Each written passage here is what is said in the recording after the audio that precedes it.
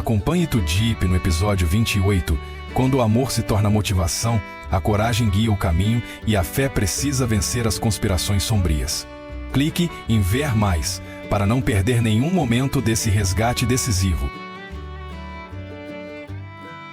Após uma ligação equivocada de um desconhecido, uma voz masculina áspera ecoando no telefone de James, Tudip ainda não conseguia se acalmar. Embora não tenha entendido todas as palavras, seu instinto dizia que algo muito sério estava acontecendo. Logo cedo ela foi ao depósito de madeira atrás de Tuan. Encontrando-o conferindo as cargas, ela contou tudo com pressa e confessou sua apreensão. Tuan franziu a testa em pensamento e, para tranquilizá-la, disse: "Não precisa se preocupar. John é rico e tem influência por aqui. Quem ousaria mexer com ele? Deve ter sido engano." Mas o olhar de Tudip continuava triste. Ela apertou os punhos e balançou a cabeça. "Eu não consigo ficar tranquila." Vendo o estado dela, Tuan hesitou por um instante e em seguida concordou. "Tudo bem. Então vou te levar para procurar o James." Eles voltaram ao ponto de encontro de madeiras, onde James estivera ontem para investigar o caso do pregão. E o gerente confirmou que ele apareceu, mas logo disse que sentia dores de barriga e foi embora cedo. Desde então, ninguém mais o viu, não atendem às ligações, nem respondem mensagens. No caminho de volta, ao passar por uma ladeira discreta, Dieppe gritou: "Para o carro!" Ela saltou para fora e correu até o acostamento, onde encontrou um chinelo de pano cinza abandonado sob uma árvore. Surpresa e confusa, ela pegou o calçado. "Esse chinelo parece o do James." Tuan se aproximou, examinou e falou baixinho: "Eu nunca vi James usando esse modelo. Deve ter sido deixado por outra pessoa." Mas os olhos de Dieppe não desgrudavam do chinelo.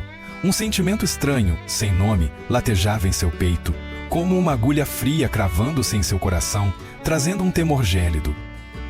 Enquanto Tuan dirigia de volta, ele continuava: "Se tiver qualquer novidade, me liga, nem que seja algo pequeno." Dieppe assentiu, agradeceu, mas seu olhar permaneceu distante. A inquietação não a abandonava.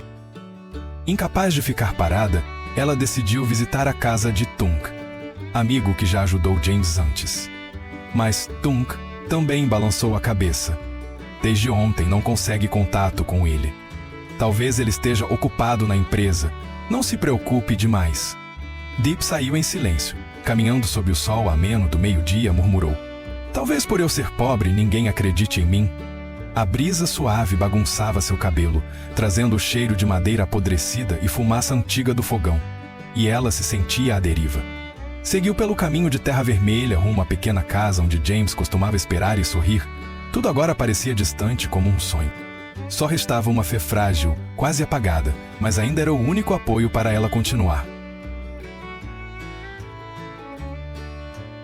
Depois de muito pensar, Tudip resolveu ir à delegacia registrar o desaparecimento de James. No entanto, o atendente no plantão negou com delicadeza: "Não se passaram 24 horas, e não há provas claras. Além disso, você não é parente legal dele." O recuo suave desferiu um golpe no coração da jovem. Atordoada, ela voltou para a cabana. Até o vento nas árvores parecia sussurrar em silêncio. Quando entrou no quintal, viu um carro preto parado em frente ao portão. Era o pai de James, aquele homem severo, descendo do veículo, com um olhar carregado de preocupação. "Você viu James?" Ele perguntou sem rodeios. "Não consigo falar com ele desde ontem." Tudip estremeceu. Contou sobre a ligação estranha, o chinelo na estrada e a sensação de angústia que não a deixava. Mas assim que ela terminou, o pai estreitou os olhos, desconfiado.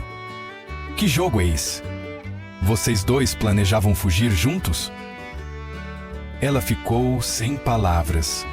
Sua explicação foi desprezada sem piedade. Foi então que o telefone dele tocou. Uma voz masculina desconhecida disse: "Estamos mantendo seu filho. Quer que ele viva? Transfira toda a empresa." O rosto do pai empalideceu. As mãos apertaram o celular com força. Agora não havia mais dúvidas. "Deixe-me ir junto." Farei de tudo para trazer o James de volta em segurança, declarou Tudip sem hesitar. Embora ainda incerto, o pai percebeu a determinação nos olhos dela e assentiu. Eles entraram no carro e, no trajeto, ele fez uma ligação à polícia. Desta vez, um chamado de emergência verdadeiro.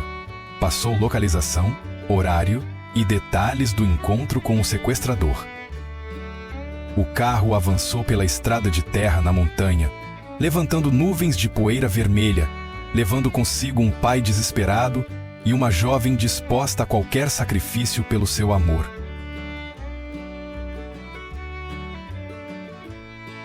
Em uma casa abandonada no meio das colinas, James estava amarrado, mas com o olhar sereno e alerta. Ele não demonstrava pânico, ao contrário, deixava um dos comparsas de Duke inquieto. Ei, acho que esse é o James, dono daquela madeireira famosa lá na cidade, sussurrou o homem, tremendo. Se a gente sequestrou a pessoa errada, estamos feitos. Duke ficou pálido. Fitou James, reconheceu o rosto que vira na TV e nos jornais, e franziu o senho confuso. Após alguns segundos, fez sinal para soltar James. Desculpe, se soubéssemos que era você, não teríamos feito isso. James apenas acenou com a cabeça, estranho de tão calmo.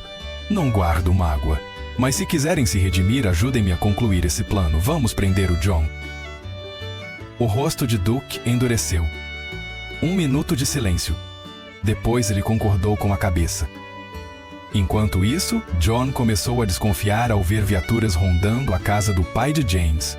Mudou o local do encontro no último instante e mandou mensagem ao pai de James.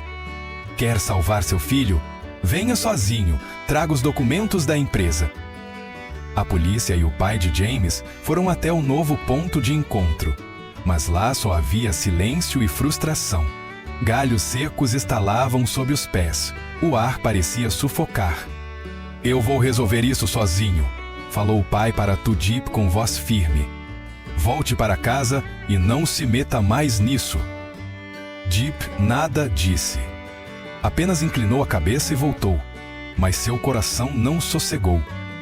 Chegando à cabana, limpou o lugar e preparou uma refeição, mas a mente continuava alerta. Haki, o cão fiel, ficou ao lado dela, parecendo compartilhar da sua angústia. Ela sentou-se ao lado do fogão, acariciou o pelo branco de Haki e sussurrou. Espero que ele esteja bem. Por favor, fique bem. A chama tremeluzia, refletindo em seus olhos marejados. Lá fora, nuvens densas e o vento na floresta traziam um frio cortante. Quando a noite caiu, desesperada, Dieppe vestiu um velho suéter e saiu para a casa do James. Ficou na varanda, olhando para a estrada escura. Nem um som, nem uma luz. Parecia que o lugar tinha sido esquecido pelo tempo. Mas ela continuou, esperando. A noite passou lenta, com apenas o clarão fraco de um lampião e o sussurro do vento, embalando o coração ansioso de Tudip. Cada minuto pesava. Só restava a esperança de que James retornasse são e salvo.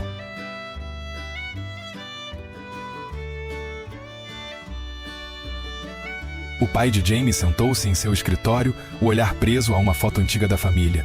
Seu rosto mostrava as marcas de anos de responsabilidade. Os pés de galinha profundos eram testemunhas de tantas preocupações. Ele murmurou como uma promessa. Filho, não vou permitir que nada aconteça com você. Tremendo, segurou um maço de papéis da empresa, respirou fundo e saiu. Na frente de casa, Tudip estava encolhida, com os olhos inchados de tanto chorar. Assim que o viu, ela se levantou correndo, quase implorando. Senhor, o que aconteceu com James? Alguma notícia? O pai a encarou por um instante, hesitou, mas logo fechou a expressão. Isto é assunto da minha família. Vá para casa. E subiu no caminhão com frieza. Mas Dip não aceitou. Seu coração dizia que algo estava errado. Quando o veículo arrancou, ela correu, se escondeu atrás da carroceria e seguiu pela mata, sem medir riscos. No local combinado na floresta, John esperava frio e calculista. Ignorava que Duke já havia libertado James, que agora cooperava secretamente com a polícia para armadilhar John. O pai chegou, encontrou Tuan como intermediário. Num clima tenso, Assinou toda a documentação de transferência da empresa. Perto dali, entre as árvores, Tudip tocava o tronco de um jequitibá, mãos trêmulas, ligando para Tuan. Estou na mata e identifiquei o local do sequestro. Chame a polícia urgente. Com os papéis assinados, o pai olhou ao redor, ansioso. Cadê meu filho? Quero vê-lo. John sorriu com malícia. Siga por ali que o senhor vai encontrá-lo. Sem suspeitar de nada, o pai seguiu o gesto. Um comparsa se aproximou silenciosamente. Ergueu um pedaço de madeira. Vovô! Gritou Tudip, pulando do esconderijo e se jogando para proteger o pai. Um baque seco ecoou. Ela caiu inconsciente. Sirene cortou o silêncio da floresta. A polícia invadiu e cercou o local. John e seus cúmplices foram detidos no ato, sem chance de reação. Seu rosto empalideceu, desprovido de orgulho. James chegou logo em seguida. Ao ver Jep caída, correu e a envolveu num abraço desesperado. Tu, Jep, você está bem? Sem pensar, levantou-a no colo e correu para a ambulância. Naquele instante, tudo, papéis, poder, inimigos, sumiu diante do amor, da lealdade e do sacrifício que se provaram com sangue, lágrimas e a vida de quem ama de verdade.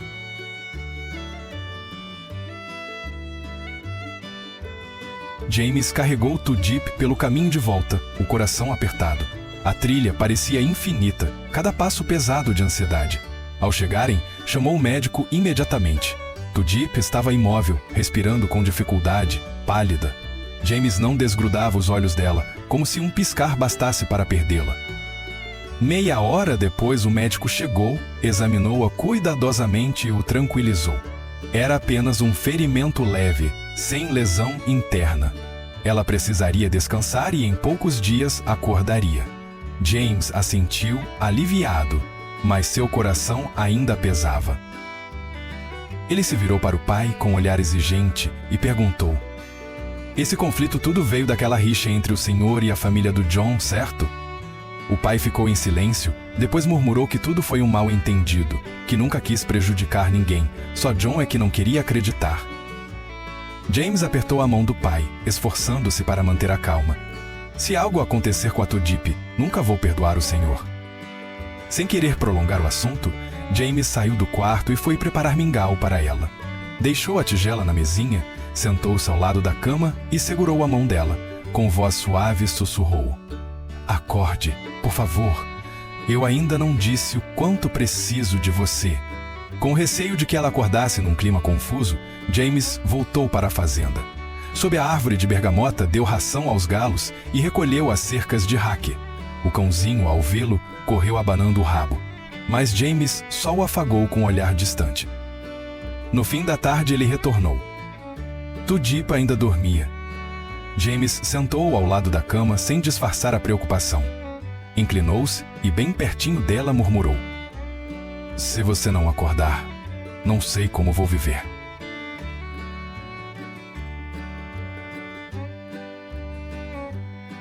Dù có phải xuống nước, cũng phải kéo cô ta về làm việc cho bà.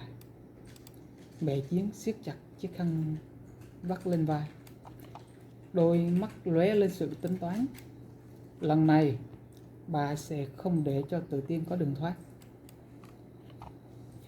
Chiến đứng trước cửa hang, ánh mắt nặng trĩu khi nhìn thấy Tự Tiên ngồi thu mình trong góc. Đôi tay ôm chặt lấy đầu gối. Cô gầy gò, khuôn mặt xanh xao, hốc hác vì những ngày tháng sống thiếu thốn giữa rừng núi. Ánh mắt cô lạnh lẽo, không còn một tia hy vọng nào dành cho hắn. Tự Tiên, em về đi. Giọng Chiến trầm xuống, đầy sự van nài. Tự Tiên ngẩng đầu, ánh mắt giận dữ. Tôi đã không còn nơi nào để về nữa rồi. Chiến nuốt khan, lòng quặn thắt. Chính hắn là người đẩy cô vào bước đường cùng này.